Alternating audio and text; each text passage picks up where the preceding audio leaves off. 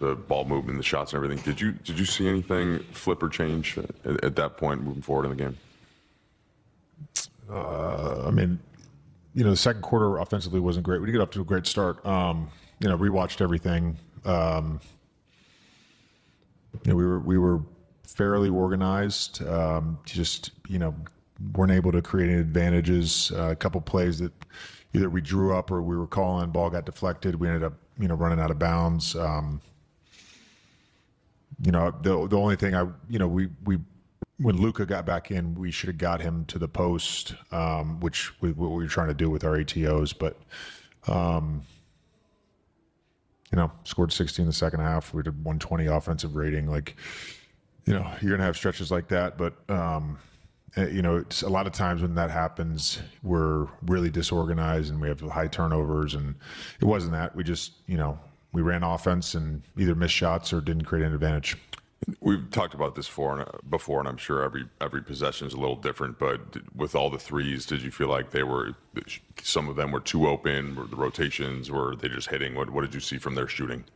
They saw the same thing everybody else saw, where they made some ridiculous shots. You're going to have certain breakdowns in your defense, and I thought in that third quarter, that could have been really deflating for our team, and it wasn't. We kept fighting and played some really good basketball. I think in general, with our team, it's against certain teams that have dynamic drivers, which Hornets they have some really good drivers, and they have a ton of shooting. We can be a little bit cautious guarding the ball, and if we do get beat off the dribble, then we're in rotation. I thought our low man was awful all night, and so we're scared of the drive, and then so we're just too far off we're too far off the body. But there's some of that tonight, and some of them was that's a good offensive team. They had 150 against Utah and blew out OKC at OKC.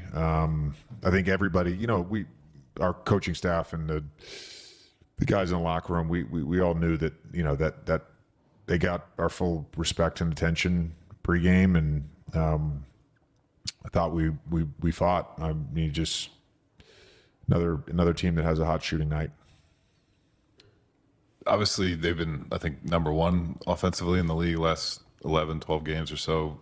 And you mentioned the teams that they took down in that stretch, but the record doesn't necessarily show that. Do you think you got a better version of them because you're the Lakers? Because this is the type of team and game that gets younger teams' attention. And how has your group handled that throughout the course of the season? Do you think? I think in general, these guys grew up watching LeBron James play. The Lakers are like the Celtics, arguably the most storied franchise in all of sports. So we've mentioned it as a team. I think all the guys know, we're going to get we don't get a lot of off nights from other teams in terms of energy and being up and all that stuff. So yeah, I don't think that was just tonight. JJ, you guys will have athleticism gaps, especially against younger teams and stuff like that. What do you need to do defensively to cover that? And how much of that can be covered with scheme and execution?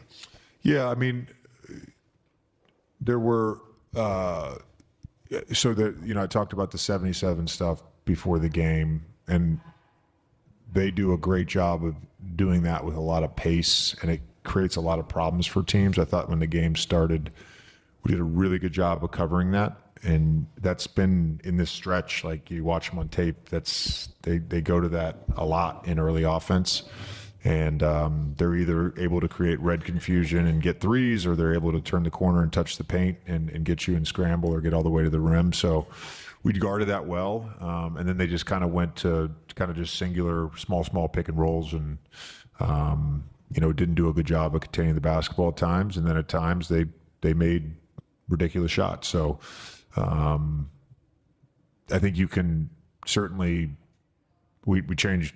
We did 3 different coverages tonight, so it's not like we're not trying. We're trying. Thanks, Coach. Yep. Thanks.